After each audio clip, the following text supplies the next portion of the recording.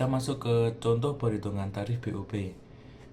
Pada halaman 204, PT Elyonsari memproduksi produknya berdasarkan pesanan dalam penentuan tarif BOP-nya.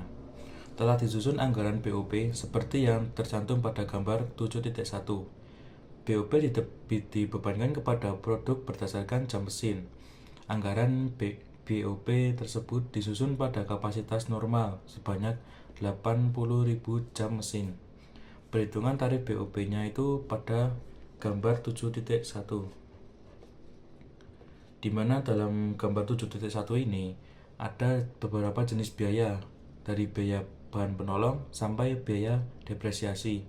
Kemudian ada juga tetap atau variabel, ada juga jumlah biayanya. Nah, kita jumlahkan jumlah biayanya, tetapi kita jumlahkan yang biaya variabel dan juga biaya tetapnya itu sendiri-sendiri.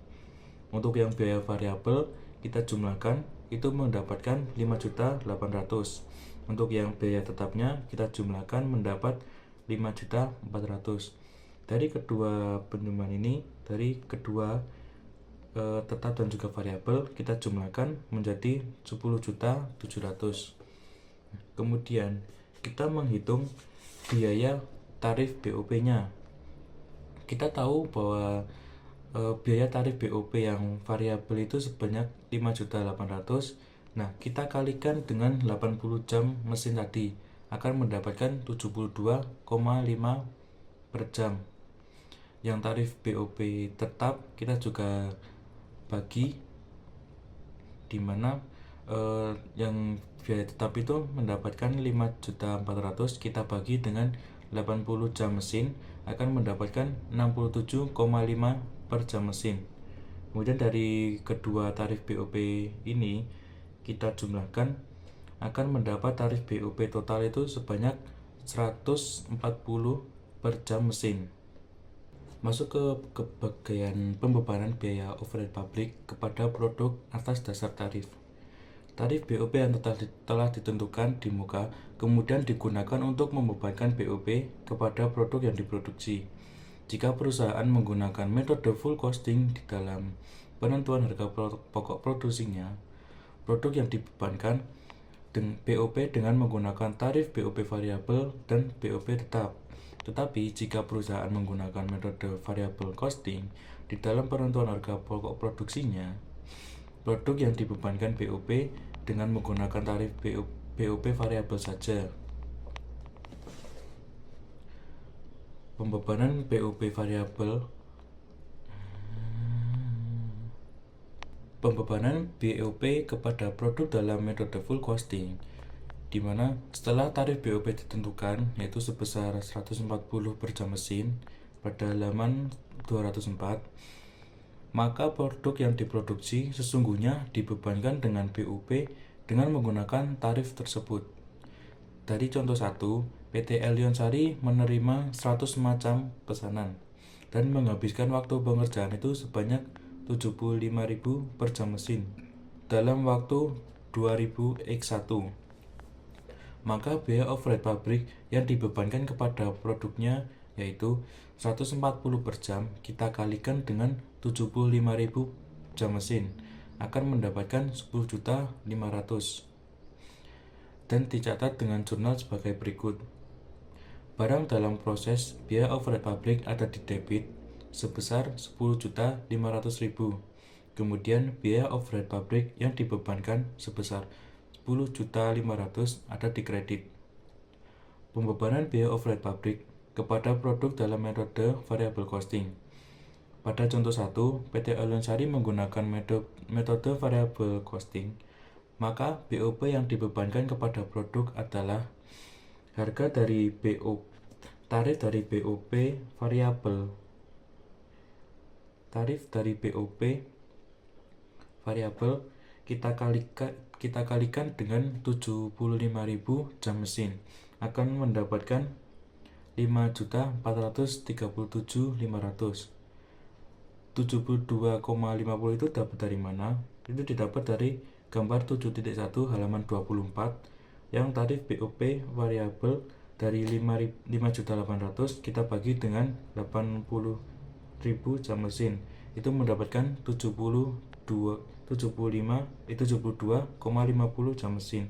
Nah, itu kita kalikan dengan jam mesin yang baru yaitu 75.000, akan mendapatkan 5.437.500. Untuk jurnalnya itu, barang dalam proses biaya overhead pabrik ada di debit sebesar 5.437.500. Kemudian biaya overhead pabrik variabel yang dibebankan ada di kredit sebesar 5.437.500. Masuk ke pengumpulan biaya overhead pabrik yang sesungguhnya. BOP yang sesungguhnya terjadi dikumpulkan untuk dibandingkan dengan BOP yang dibebankan kepada produk atas dasar tarif yang ditentukan di muka. Selisih yang terjadi antara BOP yang dibebankan kepada produk atas dasar tarif yang ditentukan di muka dengan biaya overhead pabrik yang sesungguhnya terjadi merupakan biaya overhead pabrik yang lebih atau kurang dibebankan. Dalam tahun berjalan, BOP yang sesungguhnya terjadi dikumpulkan dalam rekening BOP sesungguhnya. Kita misalkan dalam contoh 1, BOP yang sesungguhnya terjadi adalah sebesar 10.700.000 dengan rincian sebagai berikut pada gambar 77.2, di mana kita mendapatkan anggaran biaya overhead pabrik yang sesungguhnya terjadi pada tahun 2000X1 dari jenis biaya penolong sampai dengan biaya depresiasi. Kita jumlahkan semua itu mendapatkan jumlah total 10.700.000. Pengumuman BOP sesungguhnya dalam metode full costing. BOP yang sesungguhnya terjadi dicatat dalam rekening kontrol BOP sesungguhnya. Rekening ini dirinci lebih lanjut dalam kartu biaya untuk jenis BOP yang sesungguhnya terjadi. Untuk pengumpulan BOP sesungguhnya dalam metode variable costing. Dalam metode variable costing, BOP tetap sesungguhnya dibebankan sebagai biaya dalam periode terjadinya, tidak diperhitungkan ke dalam harga pokok produksi. Maka BOP sesungguhnya yang telah dicatat dalam rekening BOP sesungguhnya kemudian dipecah menjadi dua kelompok, yaitu BOP variabel sesungguhnya dan juga BOP tetap sesungguhnya. Untuk jurnal yang dibuat mencatat BOP yang sesungguhnya terjadi itu ada di halaman 207, di mana BOP sesungguhnya itu sebesar 10.700.000 itu didapat dari penjumlahan yang ada di gambar 7.2 sebelumnya. Kita jabarkan dari persediaan bahan penolong sampai kas. Untuk jurnal yang dibuat dalam mencatat pemisahan biaya overhead pabrik yang sesungguhnya itu ada pada gambar 7.2. Kemudian untuk jurnalnya itu seperti pada halaman 208 yang atas, di mana biaya overhead pabrik variabel sesungguhnya ada di debit sebesar 5.300.000. Kemudian biaya overhead pabrik tetap sesungguhnya ada di debit juga dengan 5.400.000. Kemudian biaya overhead pabrik sesungguhnya itu ada di kredit sebesar penjumlahan dari BOP variabel sesungguhnya dan juga BOP variabel tetap sesungguhnya dengan total 10.700.000. Masuk ke perhitungan dan analisis BOP dengan metode full costing. Jika perusahaan menggunakan metode full costing dalam penentuan harga pokok produksinya, pada akhir periode akuntansi dilakukan penghitungan selisih biaya overhead pabrik yang dibebankan kepada produk, itu sebagai berikut. Biaya overhead pabrik yang dibebankan kepada produk itu kita dapat dari 75.000 jam mesin kita kalikan dengan 140 per jam mesin akan mendapatkan 10.500.000. Nah, biaya overhead pabrik yang sesungguhnya itu adalah 10.700.000. Kemudian kita kurangkan akan mendapatkan selisih BOP pabrik, biaya overhead pabrik. Untuk mencatat selisih BOP tersebut perlu dibuat dua jurnal. Yang pertama, jurnal untuk menutup rekening biaya overhead pabrik yang dibebankan ke rekening biaya overhead pabrik sesungguhnya, di mana BOP pabrik yang dibebankan itu sebesar 10.500.000 ada di debit. Kemudian biaya overhead pabrik sesungguhnya yaitu sebesar 10.500.000 ada di kredit. Untuk jurnal yang kedua itu untuk mencatat selisih biaya overhead pabrik. Selisih biaya overhead pabrik ada di debit sebesar 200.000, biaya overhead pabrik sesungguhnya ada di kredit sebesar 200.000.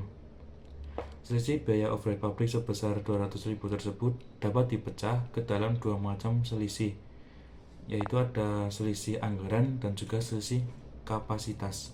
Untuk mencatat selisih anggaran, kita harus menentukan perbedaan antara biaya yang sesungguhnya terjadi dengan taksiran biaya yang seharusnya dikeluarkan menurut anggaran. Selisih anggaran pada dasarnya berhubungan dengan BOP pabrik variabel, tetapi jika BOP tetap berbeda dari apa yang dianggarkan, misalnya kena pajak, tarif premi, asuransi, dan kenaikan biaya depresiasi karena tambahan fasilitas pabrik. Hal ini juga menimbulkan selisih anggaran. Nah, selisih anggaran tersebut dihitung sebagai berikut. Ada dua metode. Untuk metode yang pertama, dari BOP sesungguhnya kita kurangkan dengan hasil dari BOP tetap dan juga BOP variabel, yaitu untuk BOP sesungguhnya itu sebesar 10.700.000 kita kurangkan dengan penjumlahan dari BOP tetap dan juga BOP variabel itu sebesar 10.837.500. Kita kurangkan akan mendapatkan selisih anggaran sebesar 137.500. Untuk yang metode kedua, itu biaya overhead pabrik sesungguhnya kita kurangkan dengan BOP tetap menurut anggaran. BOP pabrik sesungguhnya ada 10.700.000 kita kurangkan dengan BOP pabrik. BOP tetap menurut anggaran itu 5.400.000 akan mendapat BOP variabel sesungguhnya sebesar 5.300.000. Kemudian BOP variabel sesungguhnya kita kurangkan dengan BOP yang dibebankan. BOP yang dibebankan itu sebesar 5.437.500. Kemudian akan mendapatkan selisih anggaran 137.500. Selanjutnya kita masuk ke selisih kapasitas. Apa sih selisih kapasitas itu? Dapat dijelaskan bahwa selisih kapasitas terjadi karena adanya kapasitas yang tidak digunakan atau tidak tercapai sesuai dengan yang dianggarkan. Nah, di selisih kapasitas ini mempunyai metode perhitungan. Itu ada 3 metode. Yang pertama, dapat dihitung biaya overhead pabrik tetap yang dianggarkan itu ada 5.400.000. Nah, 5.400.000 itu berasal dari total biaya overhead pabrik tetap yang direncanakan untuk kapasitas penuh. Terus biaya overhead pabrik tetap yang dibebankan kepada produk itu ada 5.062.500. Itu dari 75.000 dikali 67,50. Terus selisih kapasitas itu ada 337.500. Itu dari 5.400.000 dikurangi 5.062.500. Metode yang kedua itu dapat dihitung kapasitas yang dianggarkan. Itu ada 80.000 jam mesin. Adalah kapasitas penuh yang direncanakan. Terus kapasitas sesungguhnya yang dicapai itu 75 jam mesin. Adalah jumlah kapasitas aktual yang digunakan. Terus yang ketiga, kapasitas yang tidak terpakai. Kapasitas yang tidak terpakai itu adalah 5.000. 5.000 itu dari 80.000 dikurangi 75.000. Terus tarif overhead pabrik tetap per jam mesin itu ada 67,50 per jam mesin. Itu dari 50.400.000 dibagi 80.000. Terus selisih kapasitasnya ada 337.500. Itu dari 5.000 dikali 67,50. Nah, selanjutnya metode ketiga dapat dihitung biaya overhead pabrik pada kapasitas sesungguhnya. Itu biaya tetapnya 5.400.000. Terus biaya variabelnya 5.437.500. Nah, biaya overhead pabrik yang dibebankan kepada produk itu ada 10.500.000. Itu dari 75.000 dikali 140. Terus selisih kapasitasnya 337.500. Itu dari 10.837.500 dikurangi 10.500.000. Selanjutnya, salah satu faktor terjadinya selisih kurang yang tepatnya taksiran biaya overhead pabrik yang digunakan untuk menghitung tarif itu, yang pertama ada biaya overhead pabrik yang sesungguhnya terjadi lebih besar atau kecil bila dibandingkan dengan biaya overhead pabrik yang dianggarkan. Yang kedua, kegiatan produksi lebih besar atau kurang untuk menyerap bagian biaya overhead pabrik tetap untuk bulan tertentu. Yang ketiga, selisih biaya overhead pabrik mungkin terjadi sebagai akibat faktor musiman seperti perbedaan jumlah hari dalam bulan dan sifat-sifat musiman elemen biaya overhead pabrik tertentu. Selanjutnya kita masuk ke perhitungan dan analisis selisih biaya overhead pabrik dengan metode variable costing. Nah, dalam metode variable costing ini, selisih biaya overhead pabrik hanya berfokus pada selisih pengeluaran variabel atau variable spending variance. Artinya, selisih ini mencerminkan perbedaan antara biaya overhead pabrik variabel yang seharusnya dihitung berdasarkan jam mesin atau aktivitas lainnya dengan biaya overhead pabrik variabel yang sesungguhnya terjadi. Nah, mengapa hanya selisih pengeluaran variabel? Karena metode variable costing hanya memasukkan biaya overhead pabrik ke dalam harga pokok produksi. Biaya overhead pabrik tetap diperlakukan sebagai biaya periode dan tidak dibebankan ke produk. Oleh karena itu, tidak ada perhitungan yang berkaitan dengan kapasitas seperti yang ada pada metode full costing sumber angka-angka. Nah, di sini ada jika perusahaan menggunakan metode variable costing dalam penentuan harga produk produksinya pada akhir periode akuntansi dilakukan perhitungan biaya overhead pabrik yang lebih atau kurang dibebankan kepada produksi sebagai berikut. Nah, biaya overhead pabrik variabel yang dibebankan kepada produk itu 5.437.500 itu dari 75.000 jam mesin dikali 72.500. Terus yang biaya overhead pabrik variabel yang sesungguhnya itu 5.300.000. Terus selisih biaya overhead pabrik variabel 137.500 itu dari 5.437.500 dikurangi 5.300. Terus selanjutnya untuk mencatat selisih biaya overhead pabrik variabel tersebut perlu dibuat jurnal. Nah, jurnalnya sebagai berikut. Yang pertama itu ada jurnal penutup rekening biaya overhead pabrik yang dibebankan ke rekening biaya overhead pabrik yang sesungguhnya. Contoh jurnal penutupan tersebut. Biaya overhead pabrik variabel yang dibebankan berada di debit 5.437.500. Terus biaya overhead pabrik variabel sesungguhnya berada di kredit 5.437.500. Terus yang jurnal untuk mencatat selisih biaya overhead pabrik variabel berdasarkan contoh jurnal itu selisih biaya overhead pabrik variabelnya 5.437.500. Terus biaya overhead pabrik variabel sesungguhnya itu ada 5.437.500. Selanjutnya kita masuk ke dalam perlakuan terhadap selisih biaya overhead pabrik. Nah, bagian ini menjelaskan bahwa selisih biaya overhead pabrik ini terjadi karena adanya perbedaan antara biaya overhead pabrik yang dianggarkan dengan biaya overhead pabrik yang sungguhnya terjadi. Nah, di sini ada elemen-elemen dalam diagram tersebut. Itu ada berbagai rekening yang dikredit. Ini adalah sumber awal dari biaya overhead pabrik. Contohnya adalah pencatatan biaya overhead pabrik yang sesungguhnya. Terus yang kedua itu ada biaya overhead pabrik sesungguhnya. itu biaya overhead pabrik aktual yang terjadi.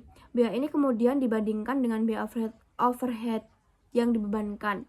Yang ketiga itu ada biaya overhead pabrik yang dibebankan. Ini adalah biaya overhead pabrik yang dialokasikan ke produksi berdasarkan tarif yang telah ditentukan sebelumnya. Yang keempat ada barang dalam proses biaya overhead pabrik. Itu biaya overhead pabrik yang dibebankan dialokasikan ke produk dalam produksi. Yang kelima ada selisih biaya overhead pabrik. Ini adalah perbedaan antara biaya overhead pabrik sesungguhnya dan biaya overhead pabrik yang dibebankan. Selisih ini bisa berupa lebih overplate atau kurang underplate. Terus yang keenam itu ada pembebanan biaya overhead pabrik atas dasar tarif. Ini adalah proses mengalokasikan biaya overhead pabrik ke produk berdasarkan tarif yang telah ditentukan. Terus pencatatan biaya overhead pabrik yang sesungguhnya adalah bagian dari blok berbagai rekening yang dikredit. Ini menunjukkan bahwa biaya overhead pabrik yang sesungguhnya berasal dari berbagai sumber yang dicatat kemudian dikumpulkan dalam rekening biaya overhead pabrik sesungguhnya. Di sini ada alasan mengapa selisih biaya overhead pabrik seringkali tidak diperhatikan. Penyebabnya adalah yang pertama ada manajemen tidak pernah mencoba menentukan penyebab terjadinya selisih biaya overhead pabrik. Yang kedua, jumlah selisih tersebut relatif kecil bila dibandingkan dengan saldo rekening-rekening yang akan dibebani dengan pembagian selisih tersebut.